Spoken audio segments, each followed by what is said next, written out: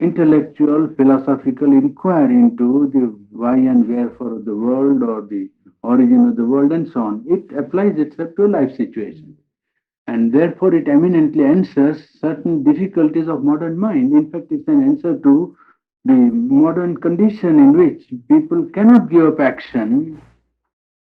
And if they really want to have an aspiration satisfied, well, Gita is the one scripture that actually points out how, without an external renunciation of life, it is quite possible to attain higher spiritual status. And that is the greatest good which Gita can do if it is properly understood and followed. The question is not merely to know the philosophy or outlook of Gita in a difficult situation in life, but to apply it in one's own life. That is the whole point. And it could be applied because, as we talked yesterday, it points out a gradation, a hierarchy, so to say, ladder of movement from life to something greater than life, and then how to bring down that light into life again. A double movement of ascent and a movement of descent from above. Now, there are also cognate questions which are related with many standpoints of the Gita, and one of them is violence and non-violence. There are people who have tried to interpret the Gita symbolically by saying that the fight in the Gita was really a fight which was not an actual battlefield, but a symbolic representation of an inner fight with the powers of ignorance or powers of darkness and light and so on. It is not an impossible explanation, but it would be very difficult to square it with the whole teaching of the Gita taken as a whole. You can take parts, isolated passages, and perhaps come to that conclusion, but taken as a whole, it would be very difficult to put absolute and idealistic non-violence into the scheme of the Gita. Because Gita actually admits the present human nature as a basis on which any work has to be done. And in the present constitution of man's nature, absolute non-violence is very difficult to observe, you see. And secondly, that which is now called violence is not necessarily violence, because violence would require a special definition. If one opposes an evil or a wrongdoing or injustice, by all the force at his command, it is very difficult to call it violence. In a case where he actually sees injustice being perpetrated and he puts in all his force to prevent injustice, I don't know by what stretch of definition we can call it violence. You see, the habit of human mind is to accustom itself to like certain ideas, and when we are talking about subject, well, one puts a self-complacent attitude. You see, a man who himself is not going to follow violence or non-violence will, when he talks or argues, will always say, no, but non-violence is wonderful and are perfect and it should be observed, without knowing what non-violence really means and what violence really means.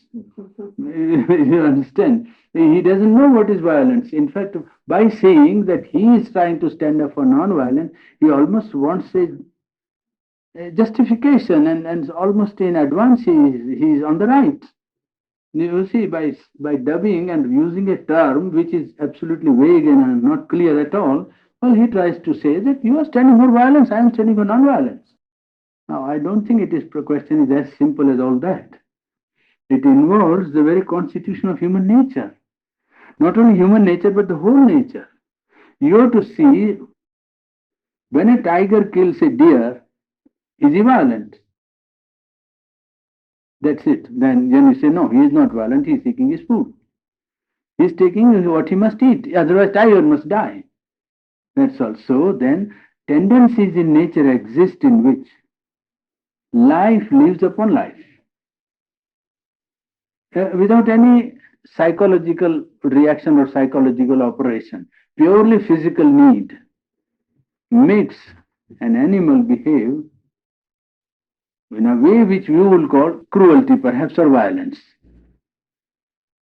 Well, now, if this tendency is there in nature, well, it comes because whole is a process of evolution. We have studied in Life Divine that the process of from the inconscient to a greater and greater or rising degree of consciousness. The progress is to rise from inconscious to one petal, second petal, third petal, fourth petal. Gradually, the whole universal energy is unfolding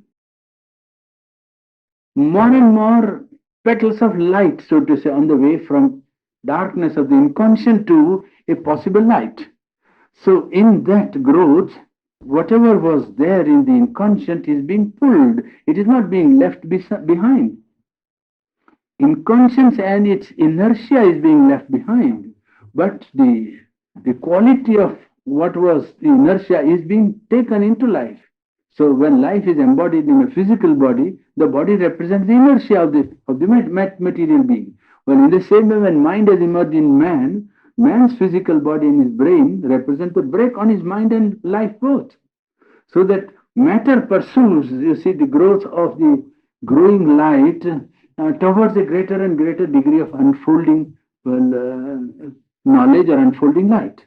And in that, when human being comes to have his mind and conscience, well, the same tendency that we see in the animal kingdom persists. So many common characteristics of animal life pass into the human being. In fact, man is more than half animal. More than half of man's constitution is composed of animal tendencies, which is so patent and open. That's why in Sanskrit there is a verse which says eating, drinking, sleeping, reproduction, fear of life, and all that are common characteristics between animal and man. One verse says it is a sense of right and wrong, sense of true and false that distinguishes the human being from the animal kingdom. Now, it is that which brings the problem of violence and non-violence to the front. Otherwise, man is an animal, and as an animal, he hunted, he killed the prey for his food, is it not, in the beginning? Well, at that time, there was no sense of violence in him because the conscience had not awakened. Now, when the conscience and mind have awakened, one has to see how far to allow this law of mutual destruction in life to operate in human life. That is all the problem. Problem is not violence or non-violence. Problem is that there is the law of life living on life. And how far should it be allowed to work in human life? Even if you obviate strife for human life, non-violence will not be ideally attained because man will be taking food. And when he's taking food, he's taking life. So that ideal observance of non-violence is a practical impossibility. Practically, it's an impossibility, and the limits are defined in Jain religion, which is one of the oldest religions of the world, coexistent with Buddhism. See, Mahavir existed he was contemporary of Gautam Buddha, and he organized this group based on sanctity of life or sacredness of life. All life is sacred. That's the basis on which the whole Jain religion is founded. And well, even they who are very particular and have devised almost, unimaginable methods of trying to preserve and help life, but even they had to admit limitations in their application of the law of sacredness of life. And as the latest exponent of this great doctrine, himself, not only that, in a way, a certain way, embodiment of the principle of ahimsa, non-violence, a divine quality, even he had to admit on more than half a dozen occasions the limitations of this, this law as applied to life, individual and social. There are cases in which, for instance, Kashmir, he had to ask the India government to send the army to defend Kashmir.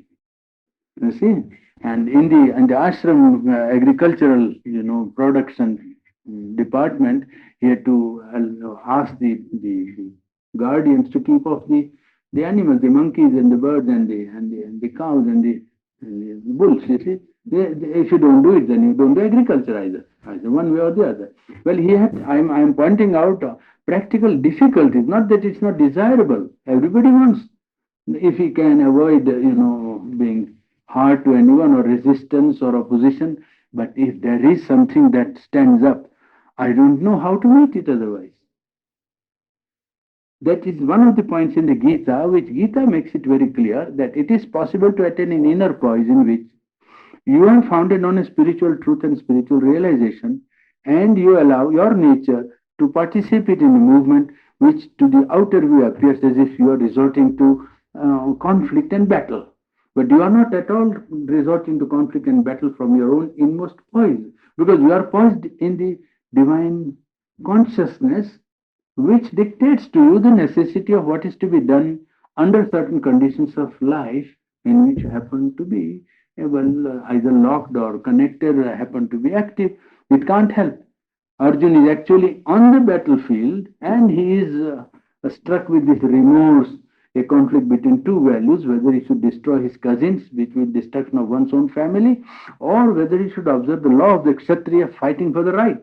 And they were standing up for the right because they were being deprived of the legitimate share of the kingdom which belonged to them. So, you see, between the two, he was indecisive. And there to put a spiritual or any symbolic interpretation is practically impossible. With common sense, it is impossible to put any spiritual communication, spiritual interpretation, or say that it is a symbol. You see, a fight with battle between powers of light and powers of darkness. That's not possible. It's an actual army that is standing in front, and situation is in the Mahabharata, the epic of India. So that's a historical situation. Very difficult to turn it into a pure symbol. I mean, in which no actual battle might have taken place. No, it is a battlefield. And Krishna, at the end of all the teaching of 18 chapters, well, the last order given to him is therefore you have to fight. So the conclusion is there indubitable. There is no doubt about the last conclusion. And the spirit in which he is made to fight is here given in words of Sri Aurobindo from the Essays on the Gita. It is the creed of the Aryan fighter. What is the creed? Know God, says the Gita. Know thyself. Help men. Protect the right. Do without fear or weakness or faltering thy work of battle in the world. Thou art the eternal and the imperishable spirit. Thy soul is here in its upward paths to immortality. Life and death are nothing. Sorrow and wounds and suffering are nothing. For these things have to be conquered and overcome. Look not at thy own pleasure, gain, and profit, but above and around, above at the shining summits which thou climbest, around at the world of battle and trial, in which good and evil, progress and retrogression are locked in stern conflict. Men call thee their strong man, their hero for help. Help then and fight. Destroy when by destruction the world must advance.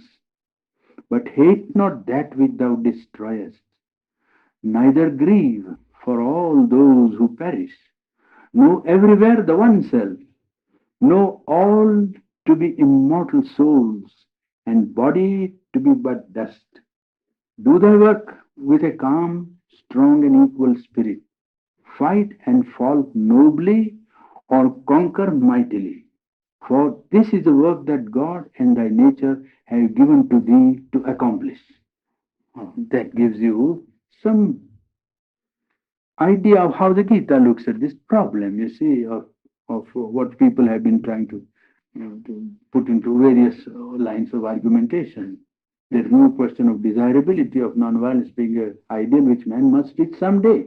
There is no question. We are discussing it in the ideal of human unity, where abolition of war, as they say, it cannot be accomplished unless national armaments are accomplished. It's not. Yes, so there it is. It is a problem.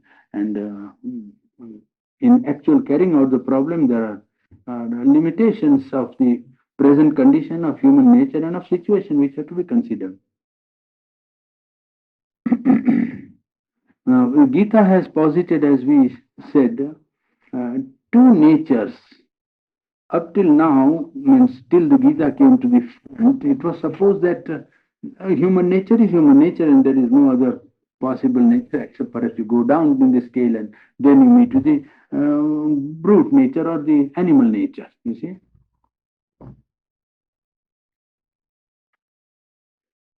Now, this animal nature being given, human nature was supposed to be constant and unvarying. Human nature is human nature.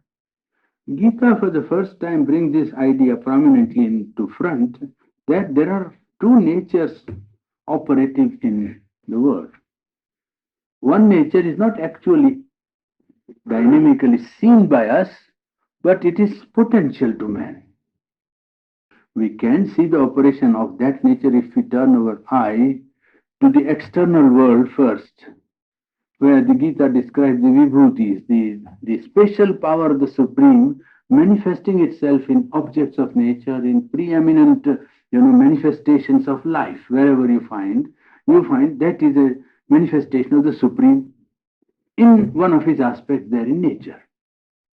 But as organized, the divine nature is first seen by men in human beings who embody in them an extraordinary degree of some element of human perfection, which to their view seems to surpass the human limit. You see? For instance, if you take non-violence for the matter of that. Now, if you see generally that people do observe non-violence as far as they can. I mean, they don't want to go out and fly at anybody for nothing. But generally, they like to be good to each other. I mean, association, love, and mutual regard or cooperation is as powerful, perhaps, as conflict, if not more powerful in many cases. In fact, it is one of the most powerful and constructive forces of the world.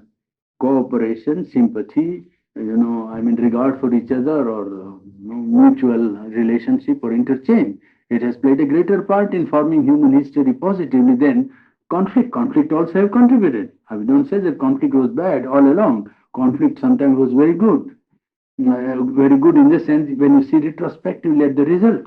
These great facts of human history are not to be judged by their immediate appearance. You see, people have a idea that their judgment of the outer appearance is the real judgment of the value of the event, which is not true. And I gave you the instance of French Revolution, if you remember, that when French Revolution actually took place, there were every day 400 to 500 people guillotined in Paris.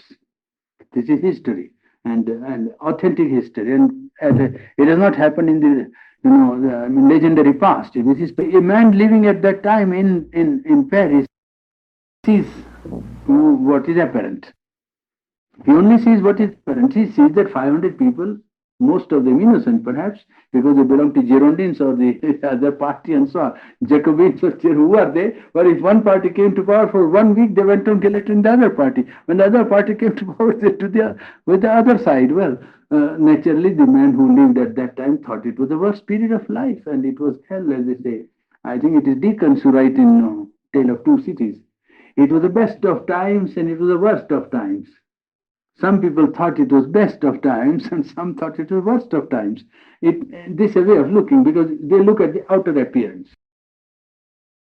But you go back 100 years forward after the revolution and then you see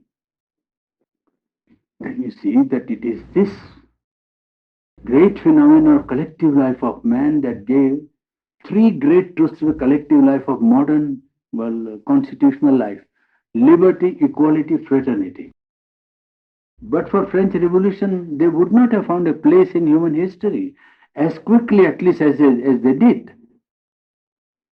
You see, it took a long time. This liberty, democracy was not immediately accepted, even in Europe, as we studied in the ideal of human unity. Central Europe and Russia, and they were not at all till almost a century back. So immediately French Revolution did not carry out everything, but it gave an ideal which molded the constitution of so many nations. All the kings toppled down. There is no king now. At the time when French Revolution took place, how many kings were there? You will just see. Monarchy very often became immediately limited, and even limited monarchy and very often had to go. Well, the law, rule of the law, and constitution of the common man, equality of man before law, all those things only came after the wake of French Revolution. You see, Code Napoleonic is the first code that was organized after feudal times in Europe. Before that, there was no law before which all were equal. There were laws for each class, and the aristocrats had different laws from the common man, and common man was certainly victim of many what we call injustice. And even now, that has not completely stopped. But acceptance of these on universal or international scale was a result of French Revolution. It's a service to the collective life of man. French Revolution has contributed to the progress of man's collective idealism by putting before man the ideals of liberty, equality, and fraternity. Well, the cruel aspect of it is one which is secondary and one nobody says it is unreal or untrue or it didn't exist. But you have to see from far. So the action is not to be judged by its immediate appearance. Now, we were talking about higher nature. We were talking about that. Now, it is conceivable that a man is observing non-violence and people are good. The subject came up on the topic of conflict versus association, sympathy, and meeting between people. Now, in modern times, if you take non-violence even as a sample, you take Gandhi, then Mahatma Gandhi will stand out as an outstanding example of a man who embodied the principle of non-violence to a superhuman degree.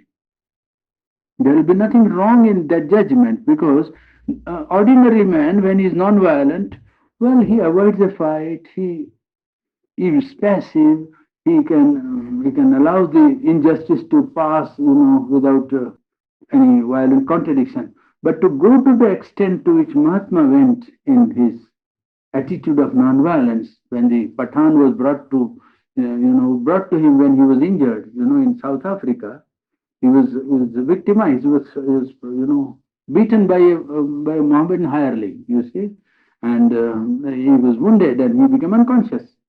And then when he regained consciousness and he was in hospital, the man was brought because the police immediately caught hold of him. And he said, "I don't want to proceed against him."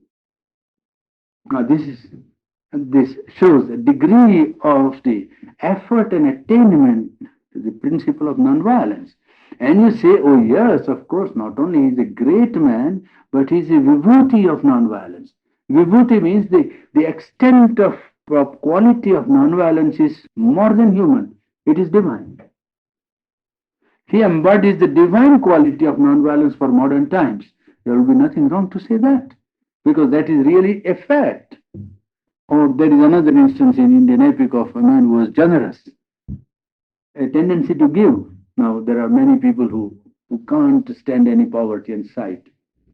Even in poor India, there are people who feel very much and immediately they part with whatever they have or whatever they can. And there are people in whose life this has become a great value, donation and charity. Relieve poverty and suffering or hunger wherever they can, you see. Now, this is a great idea. And if a man does it ideally, there is one man, I think, in Africa whose name is known as, I forget his name, he was an Arab, I think. I forget his name. He was an Arab who did such a colossal charity that even now the East African coast remembers him. You see? And there was somebody in Saurashtra in India whose name is like that, you see? That so and so means charity. That's all. Oh, he was so generous like so and so. Well, he became proverbial. Now, there is an instance in Indian mythology, Indian epic, Mahabharata, of Karna. He was one who never turned away anyone from his door. Never. There is a drama Charudatta in which a character is given also in Sanskrit drama, but that's a drama character, this is an epic character. And he was on deathbed, this Karna. And in Indian mythology, they have a way of putting things, you see, as to show the degree of this attainment of the man. So when he was on deathbed, the divine thought, let me test his generosity. So he came as a beggar, they say. You see, he came as a Brahmin. And they said, oh, Karna, they say a way of saying which means I am here to satisfy my need. I mean, I give you blessings, I came to give you blessings. And I'm just arriving. Oh, he said, well, I'm sorry. Yes. Then he said, well, I'm not well and I can't do anything. He said, but they told me that you are the Daneshwari, means the one, the top donor, the top man in charity. Oh, he said, yes. Well, I have nothing else. And he had golden teeth, you see, gold-filled teeth. So he pulled out his teeth and said, well, I'm sorry, but I have nothing else to give just now. This is the only gold that I have with me, and I think that will do for the time being. Well, then you say, oh, this is more than human. You see, this is a manifestation of charity on a scale which goes beyond the limit of human, excellence or greatness. This is vibhuti. You understand the point? Yes. Now, that is an indication that higher nature is there. An indirect way in which we can see that when Gita speaks of a higher nature already existing, people don't understand and they say, where is the higher nature? Well, it is there operating. When Christ on cross can say, Father, forgive them for they do not know what they do, it is not human. It is certainly superhuman, isn't it? The quality of love and forgiveness which you see there is not human. Human in the sense, the highest reach of it goes beyond. Highest human reach, it is surpassed. Then you see it is vibhuti, it is divine quality. You see, so when Gita speaks of a divine nature, it's not speaking of an abstract something which we don't know anything about. It is a rare phenomenon in life, but everything rare is only the beginning. Whatever is rare is not merely an exception. It is only indication of the possibility of the future. That's all. This is the one thing which human nature has to learn. That when something extraordinary, wonderful happens, it is not a sign of a miracle only, but a sign of pointing to the future. That's all. Well, that Gita is saying about the higher nature. But by the way, that will come for us again. There is a higher and a supreme and a conscient and a divine nature. And it is that which has become the individual soul or the jiva, the central being in man. The divine nature has become the individualized central being of man. In the lower nature, each being appears as the ego. Now make a distinction. He is pointing out, Gita is pointing out. In the lower nature, ego works. That is a sign of the lower nature. In the higher, he is the divine individual, the Purusha, the self, the true subjective self, not the ego. In other words, multiplicity is part of the spiritual nature of the one, the divine. Multiplicity, to become one, become multiple, many, that is the divine nature.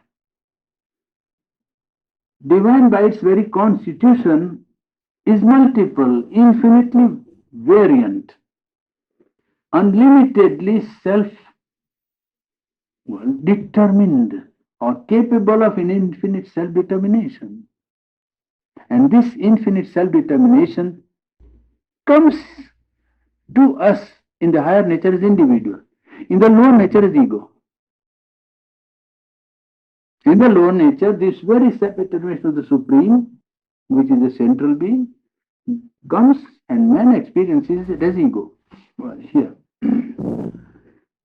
In other words, multiplicity is part of spiritual nature of the one, the supreme divine. And this individual soul is myself, says the divine in the Gita. In the Gita, the word is put in the mouth of Krishna, who is the divine incarnation. Therefore, Krishna says, this individual soul is myself. In the creation, it's a partial manifestation of me. Mamaiva Anshaha. Ansha means portion. He is my own portion. Portion is not one separated or isolated being, not mathematical and fraction in the sense of a portion. A portion is representative character. When you say when the human mind is so wedded to its dividing capacity and faculty that whenever you say it's a portion of the divine, say, oh, it is cut off from the divine. Portion is not cut off from the divine. It is like I pointed out to you, a demarcation does not divide. A demarcation does not divide. If you make a demarcation on the plan, on the map of the country is not cut into parts. Yes. There is a multiplicity and yet there is a unity.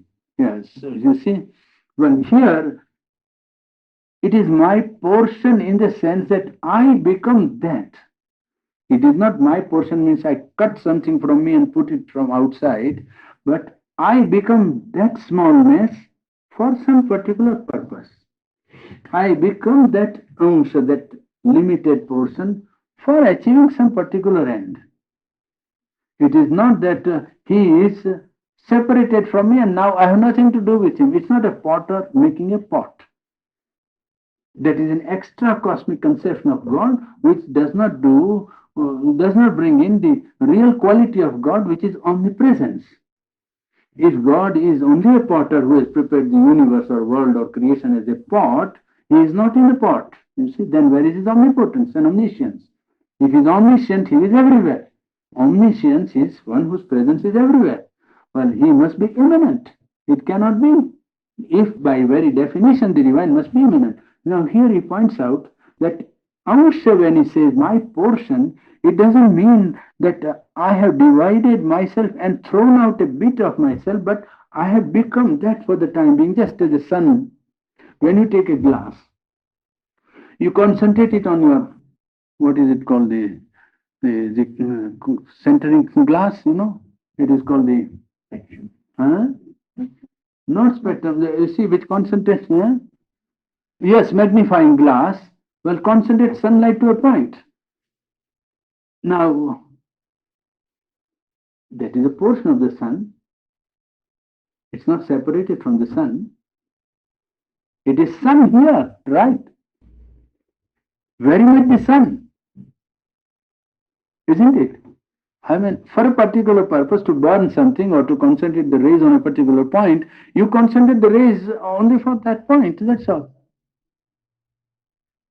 So remember this, because this is an important point, and many people simply go on arguing because they have a mind to go on arguing that, oh, Amsha now is the individual is divided from the Supreme. He is not divided.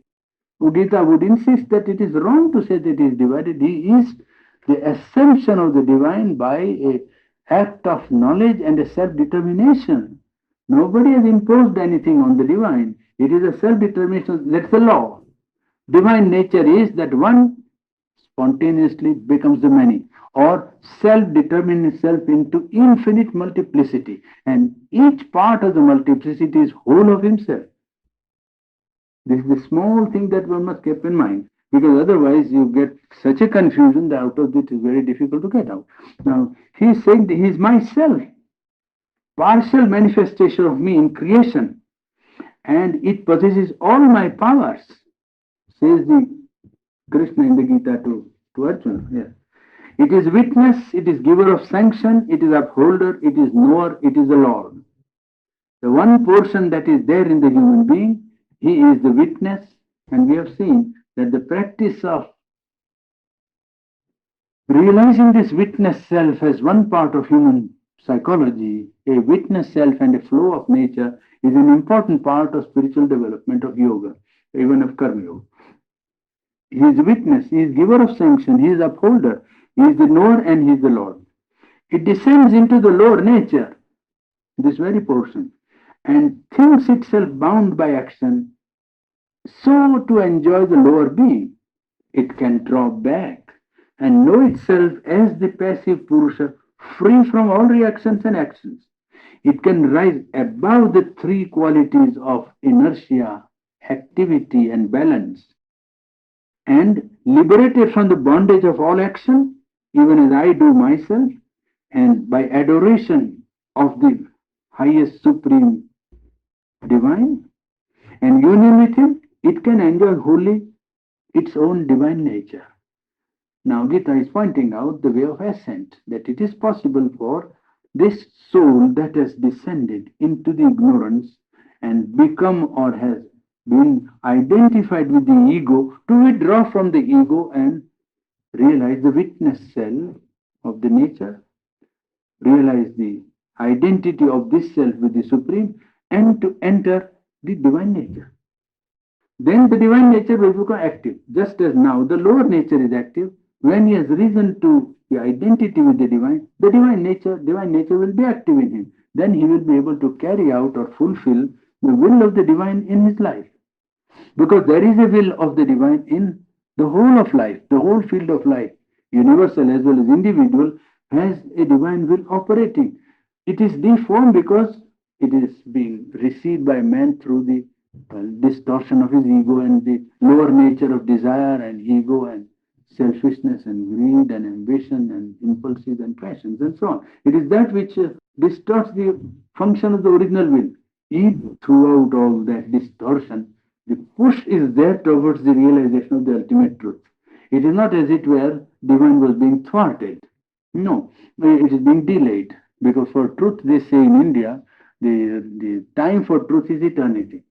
So that there is never a hurry in the process of truth. And truth is not permanently thwarted at all. What is thwarted is, well, the immediate fulfillment for man.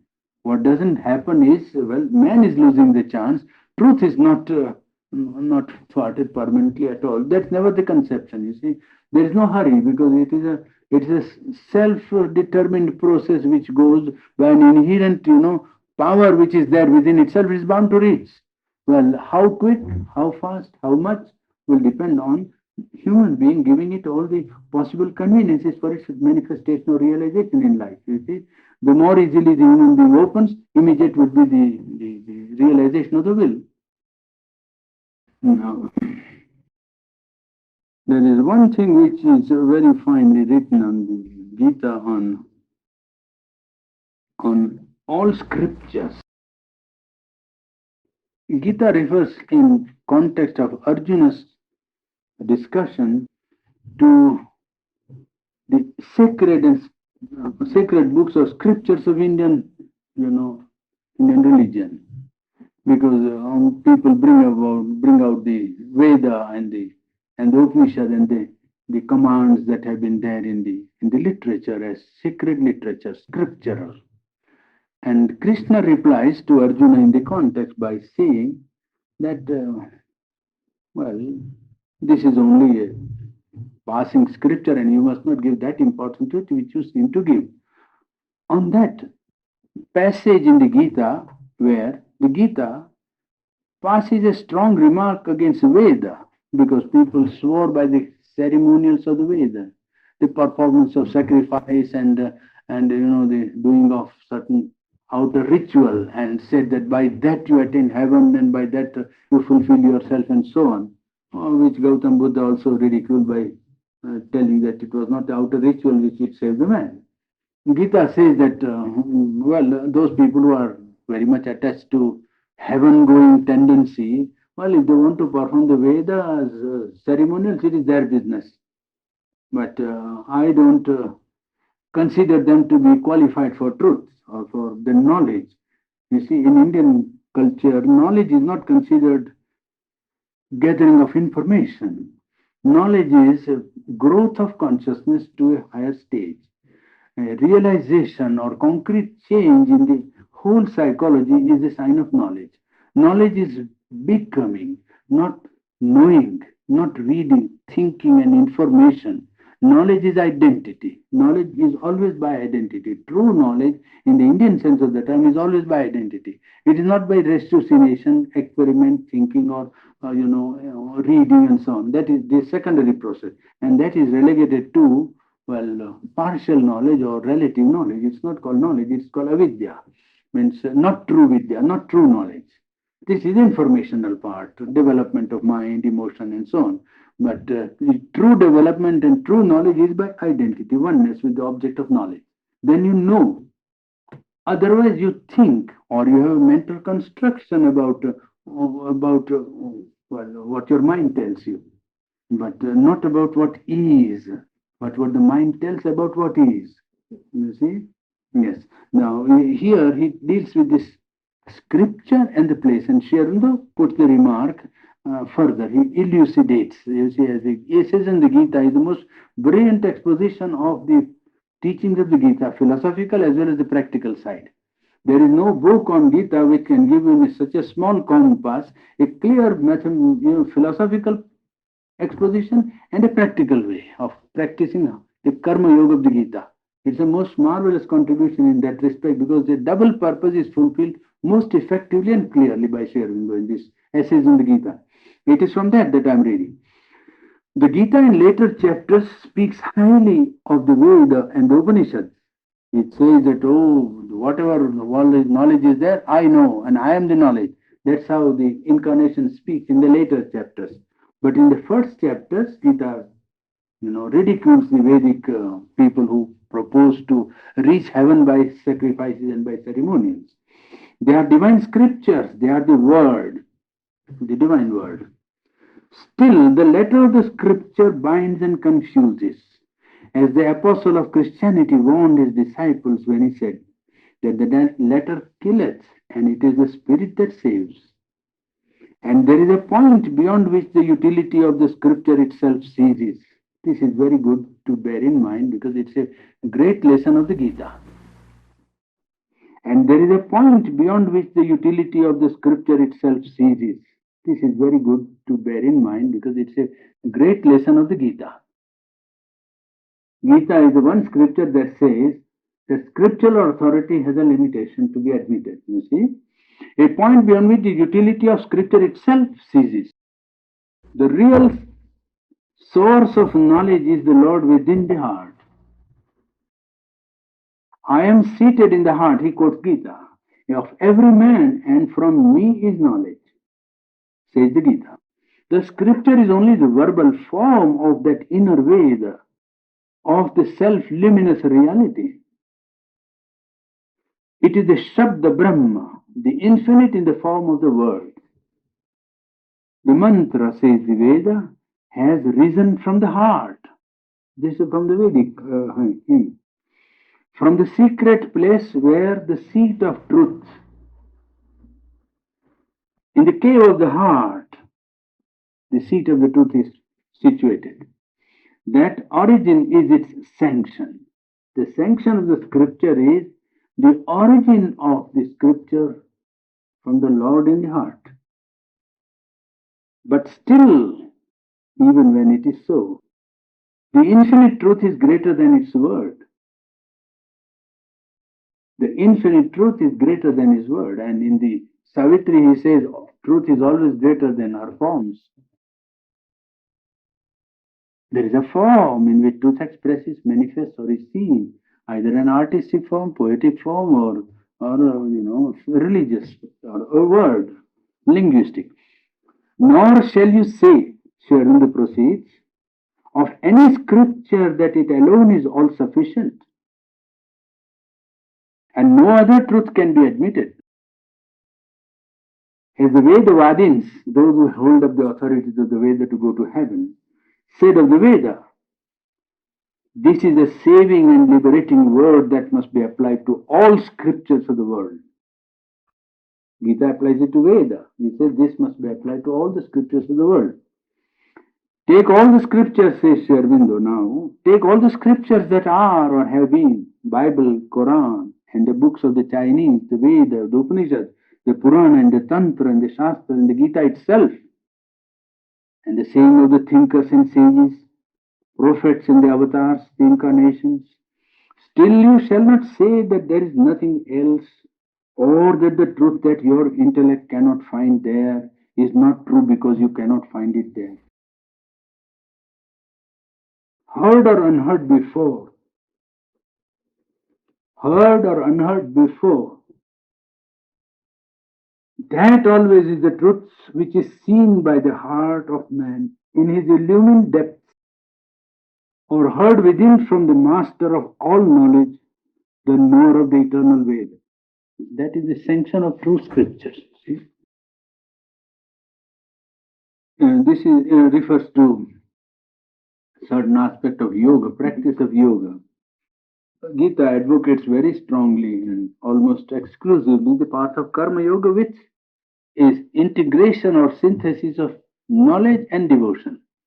Gita is not exclusively devoted to one path. Gita takes all the three chief faculties of human psychology: intellect, the emotions, and the will. And three are taken together by Gita in the practice of its yoga, which mainly stresses the importance of karma yoga, the willpower.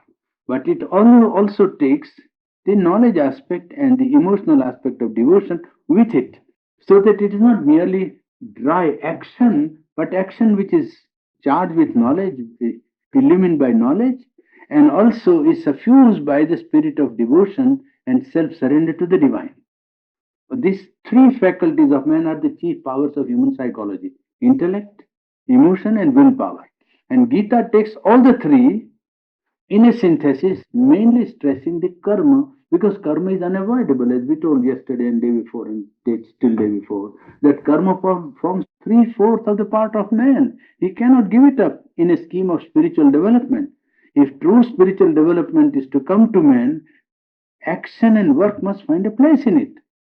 And it is Gita, the one scripture that lays a very strong stress on acceptance of work and action as an indispensable part of spiritual growth.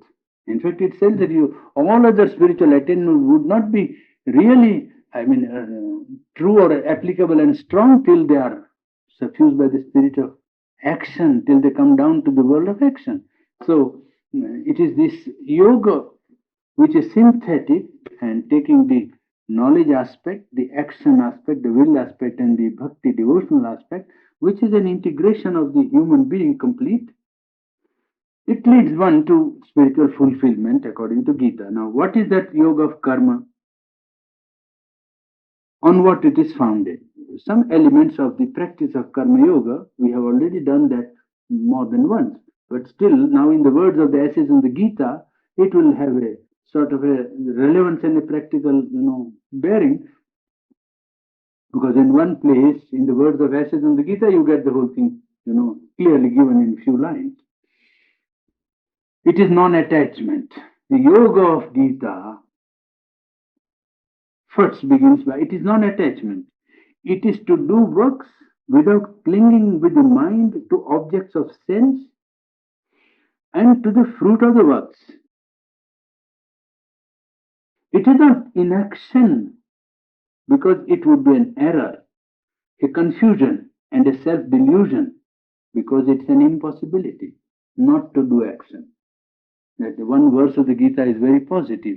Nahi kaschit kshanamapi jato tishtati akarma krut. Nothing in the world can remain even for a moment without acting. Nothing in the world can remain, nothing in the world which for a moment can remain without action. Because want of action also would be an action. You see, when you withdraw yourself from action, it is an action. It's an act of your will by which you have to withdraw. See, when a man doesn't seem to act, he is all the time probably active. You see a strong reservoir of water on the top of the hill, it doesn't show any sign of action, but you see exerting tremendous pressure, you see. And you can feel it when you put a tube, then you know that it can turn a turbine and give you kilowatts of electricity.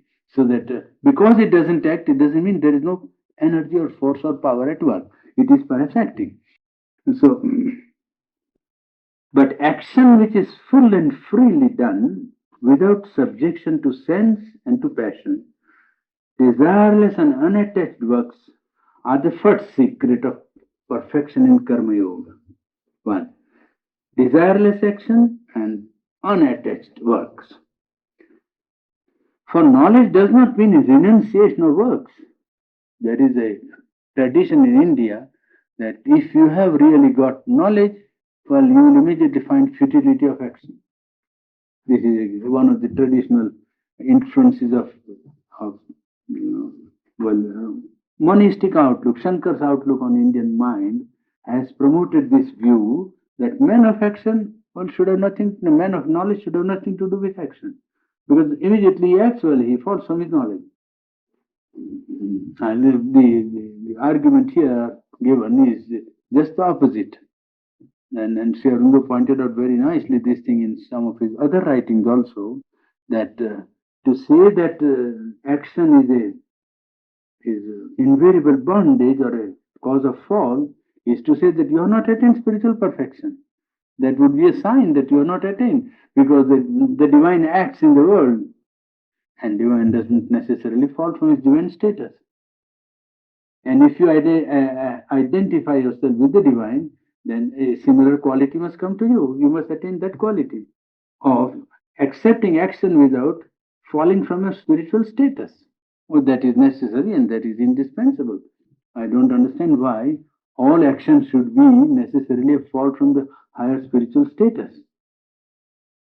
Because man ordinarily in his egoistic nature or lower nature, well, is always running around the groove of desires and ego.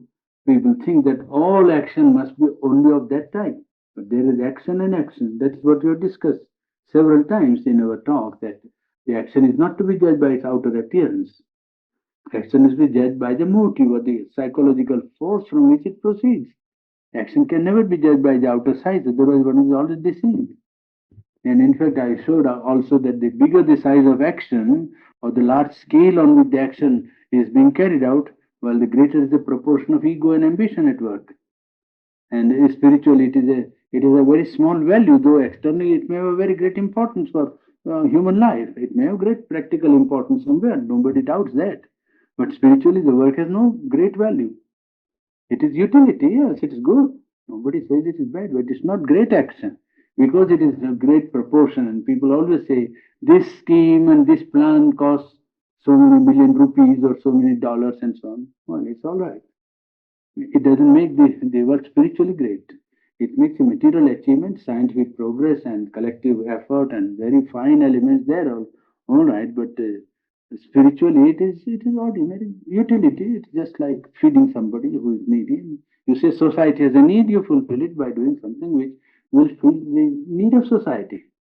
It is not more than that. You cannot compare it with a man conquering his selfishness and ego and desire. Certainly not. A man who is self-controlled and putting his mind quiet or putting his egoism out of his consciousness or conquering his desire, is certainly the action is far greater spiritually. It is not externally great, but it is the inner thing that the value comes from where it proceeds. Knowledge does not mean renunciation of works. It means equality of temperament, non-attachment to desire and objects of sense. And it means a poise of the intelligence, will in the soul, free, high uplifted above the lower instrumentation of Prakriti. The Gita speaks of work that must be done, the work that you must do.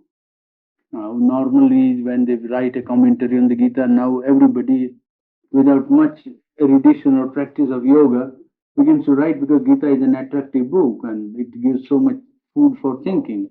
And then immediately one man reads it for 6 months or 1 year, he thinks he must write something about Gita.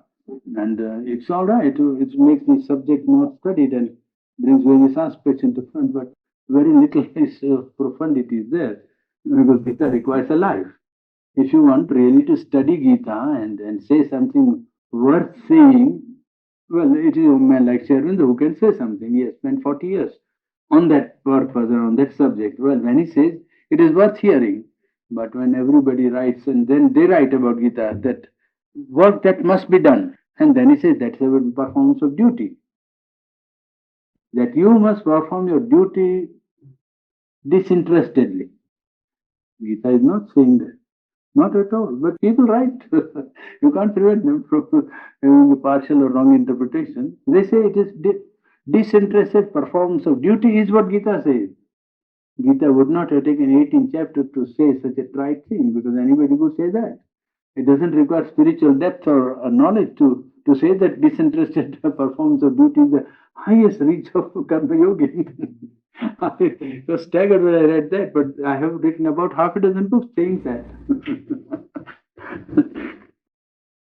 This is interpreted as work that has to be done as a rule of social duty, and this fixed social duty performed disinterestedly and without any personal object. This is how Gita's doctrine of desireless work is often interpreted. Sri Aurobindo writes this, you see. But it seems to me that Gita's teaching is not so crude and so simple, not so local and temporal and narrow as all that. It is large, free, subtle, and profound. It is for all time, for all men, and not for a particular age and a particular country.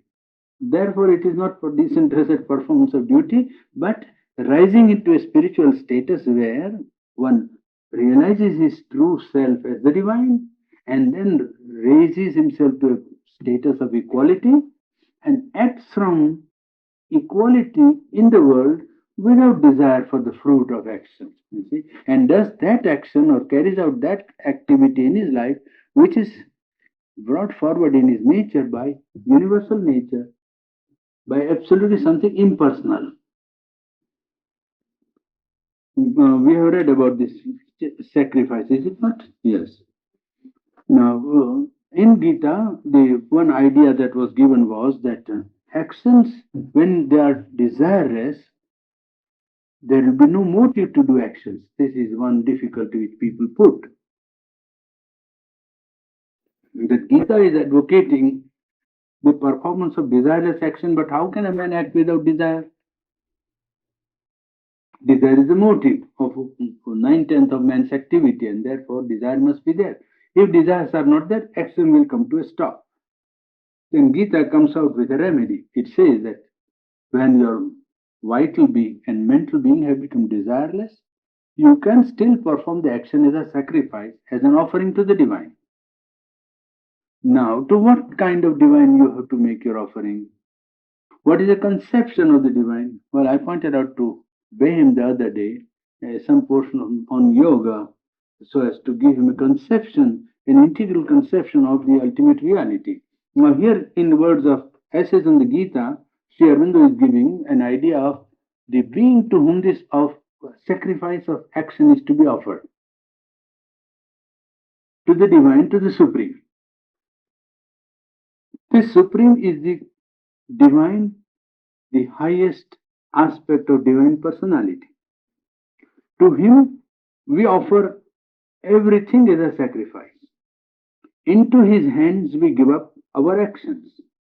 In his existence, we live and move, unified with him in our nature, and with all existences in him, we become one soul and one power of being with him.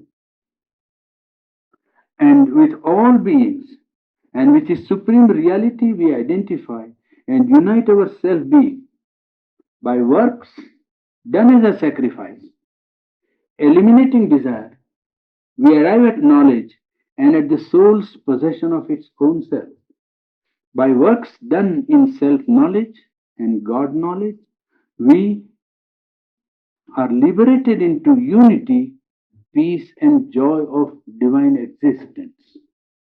So that raises the yogi or the aspirant to the higher nature from the operation of lower nature in which actions are dictated by pressure of ignorant nature. He rises to another nature where actions are determined for him from the higher nature. The doctrine of sacrifice we read, and I dilated upon it yesterday in my exposition of the new significance or new meaning of sacrifice which Gita had given. Gita turned this sacrifice ceremony into a symbol with the way they had already done in the origin. You see, it was a symbol in the Vedic times. Then it was lost and forgotten. Well, again, when Gita came and the Upanishad came, they restored the meaning of the symbolic significance of the sacrifice. Sacrifice in its origin was not a outside ceremonial or a ritual. It was really an outer symbol of something that was to be done inside, you see. And the sacrifice was an inner process of offering oneself to the divine. But that meaning was lost. And then it retained only confined to outer ritual. And it became so rampant that Gautam Buddha had to raise his voice against it. Now, here he is describing the sacrifices Gita has given in one of his chapters. He says that sacrifice and the world were created together. The human collectivity and sacrifice, the Creator created together and told the human beings that you take this sacrifice with you. Saha yagna praja srashtva puruvacha prajapati. That is the text, you see, that the Creator created the beings and sacrifice together. And then he says, Anena prasavichyadam eshavos tushtakamadak. By this sacrifice, you will increase. He will be the satisfier of all your desires. These are the literal translation of that verse, you see. He created man and sacrifice, collectivity of beings and sacrifice together, and told the human beings that here, you take the sacrifice with you. It will be the fulfiller of all your desires. By this you will increase. That's it. Now, he's commenting on that, as is in the Gita. In the movement of mutable being in nature, means mutable being is the egoistic working of lower nature. When man works under the subjection of ego, well, it's a mutable nature that is at work. All is and must be an interchange. There is always an interchange in life, imposed or voluntarily taken up.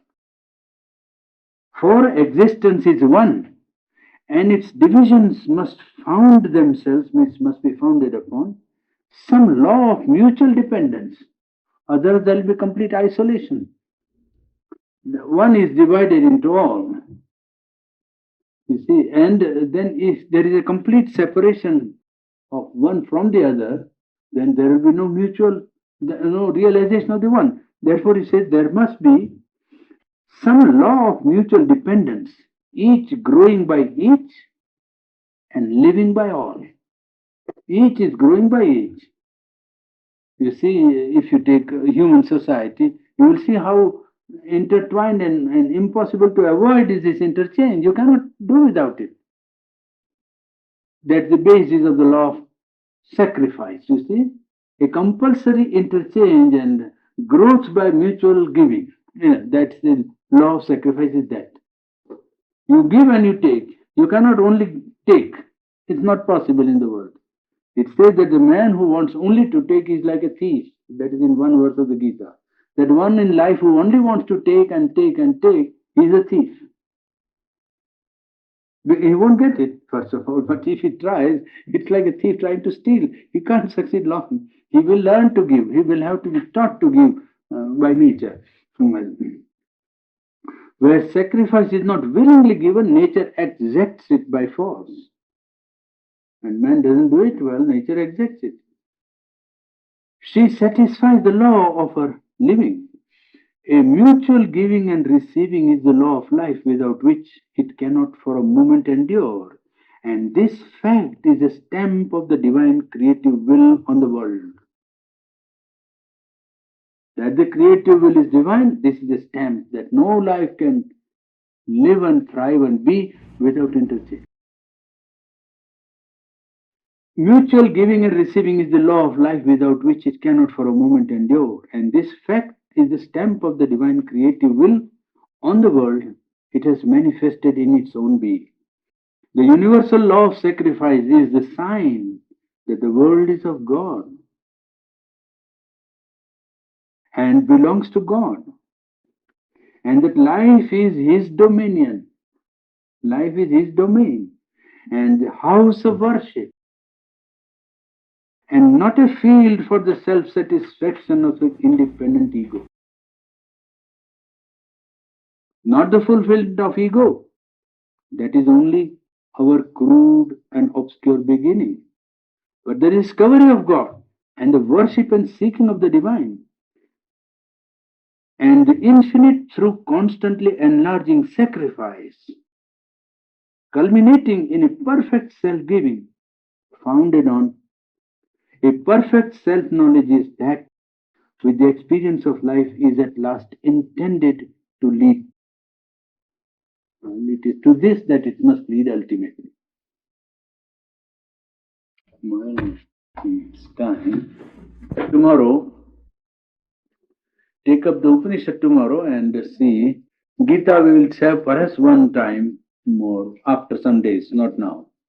Upanishad is, we can go, otherwise it will remain is such a vast subject that you can never come to any end. So better to get on with some part of the Upanishad, otherwise we will never have.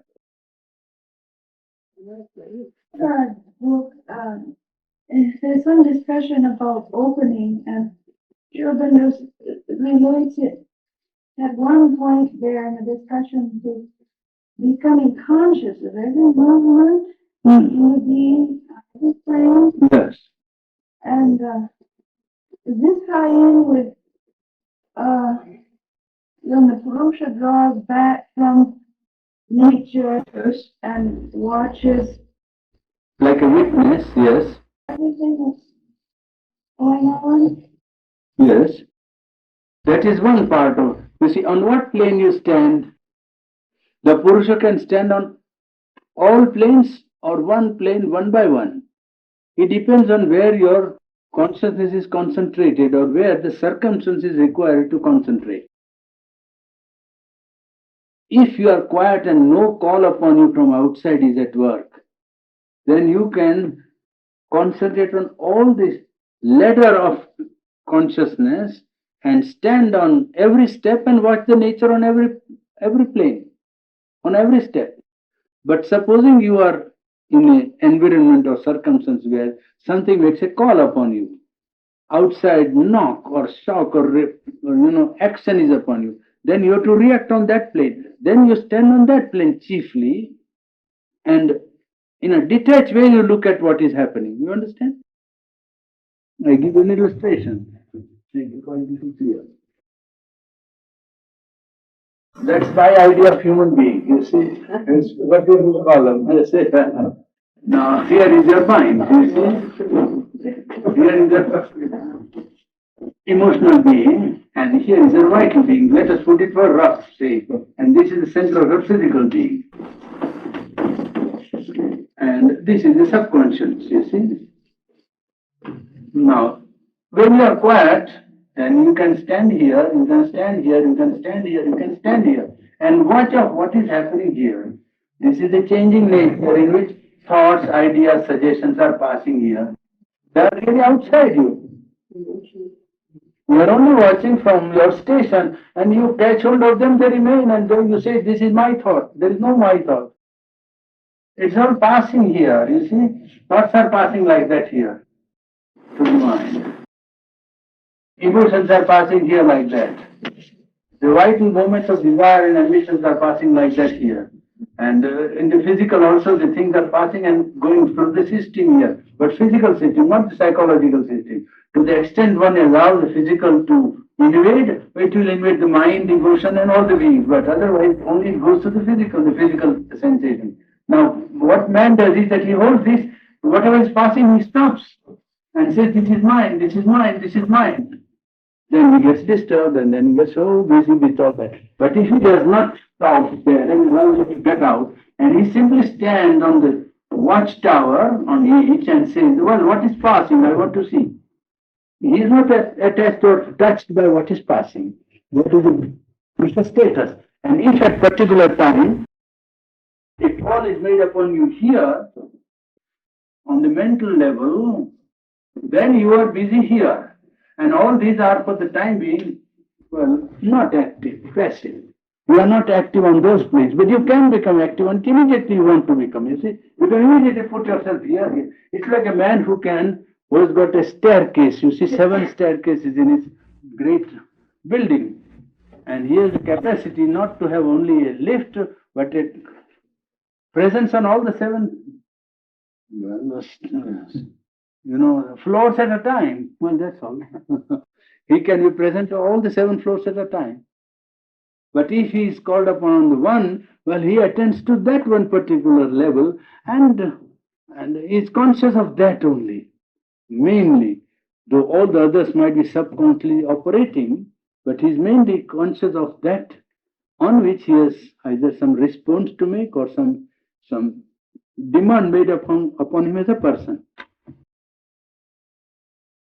Sonny, would you define the Purusha a little bit for the friends who were not here when you were telling us about? Or would you just define it as the witness self? Yes, generally this happens to the people in the mental consciousness because in the vital they find it very difficult to detach their the subjective self and the movement of nature because man is strongly attached in his vital. But in the mind it becomes comparatively easy, intellectual or mental being, to separate itself from all that is happening in the mind and to see it as if it did not belong to him, to take a third man's point of view with regard to the flow of thoughts, suggestions, ideas, impulses passing in the mind. Mind is only a passage and not a creative center. These people very often forget that mind does not create anything. Mind only reflects and allows things to pass. Wherever you see even a new creation, it is passing things received by that man and put into words. Creativity is only on two levels, supermind and vital. There is no third level in human consciousness that can create. If you say creation, something that was not there is brought into being, only supermind. And here in the world, vitality, vital force, that can create. Mind is a passage, either for the vital to go and satisfy itself, or for something beyond mind to come down and assume a mental or vital form or physical form. You see? It's a double passage that way. Mind. Mind is not itself creative. And the best minds, the mind's greatest power is detachment, not activity, detachment. Then mind knows in its passivity and detachment what it would not know if it was active. In fact, that is the greatest power of mind. It is stronger than vitality because it takes a detached view which the vital being cannot take.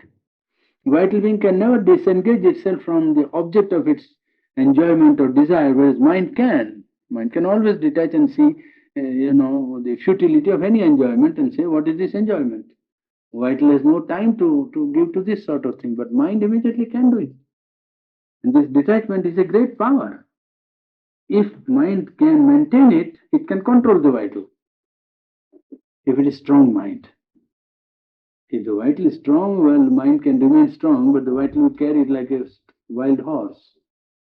But otherwise, the mind can, by powerful detachment, give such a light of knowledge, first gain such a light of knowledge and give such a knowledge to the vital that the vital itself will hold back from a blind movement of impulse or passion or desire or ambition. This is very possible for mind to do. Mind itself can be so lighted and full of knowledge of what is at work in the vital that it can transfer this illumination to vital being and illuminate in such a way that vital itself will draw back. The vital is the dynamic part, the enjoying part, the part of movement, part of domination, part of enjoyment. You see, that is the psychological part. Well, the intellect is the part that knows, understands, comprehends. So wants to know. Vital wants to have, to hold, to enjoy. You see, that is the vital being. They are not two. They are not one. They are quite separate. And what just said, when we use the term receptive mind, then we're labeling this that you were just talking about, where we're just thinking, the mind is open to these inspirational thoughts or creativity, more so than when we're emotionally involved.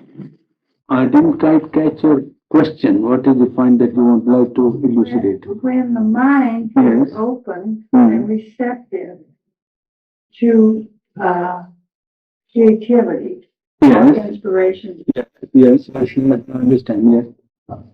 is this usually a time when we are not emotionally involved in something, in thought, just on an intellectual basis?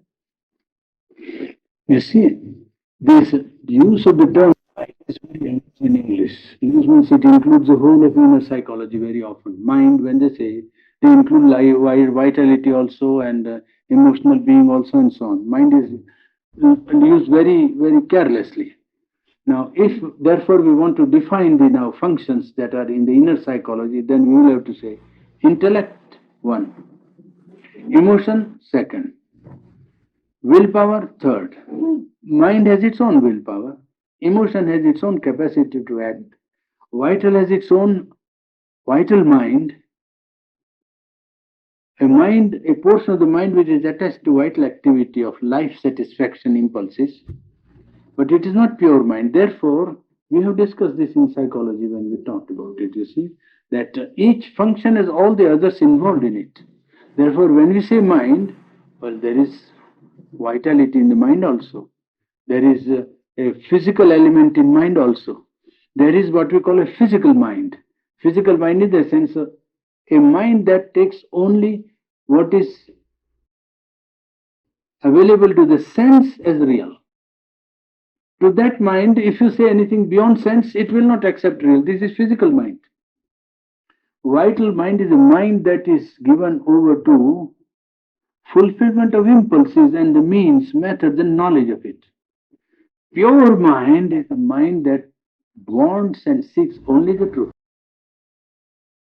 It has nothing to do with satisfaction of vital impulse or physical realities only. No, it is only interested in knowing the truth, in knowledge for its own sake. That is pure mind. Now, about creativity. Creativity really comes powerfully and effectively if a true effective creation is to be brought here.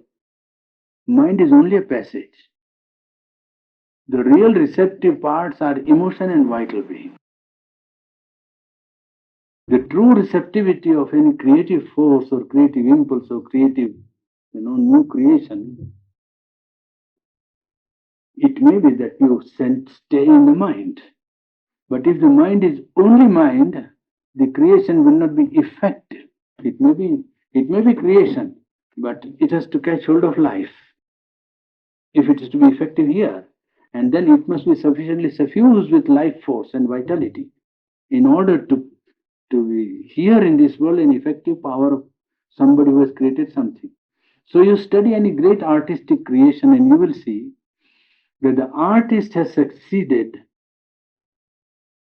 not a great intellectual feat, but has succeeded in receiving without distortion something from the world of harmony, something in the world of beauty, something in the world of aesthetics, and brought it down and held it in his vital being. And it is from the vital that he is projected into expression in life. Then, when you see the piece of art or creation, you feel this is living. That becomes living because it has taken the life from the creator and come out. You see, it must embody life.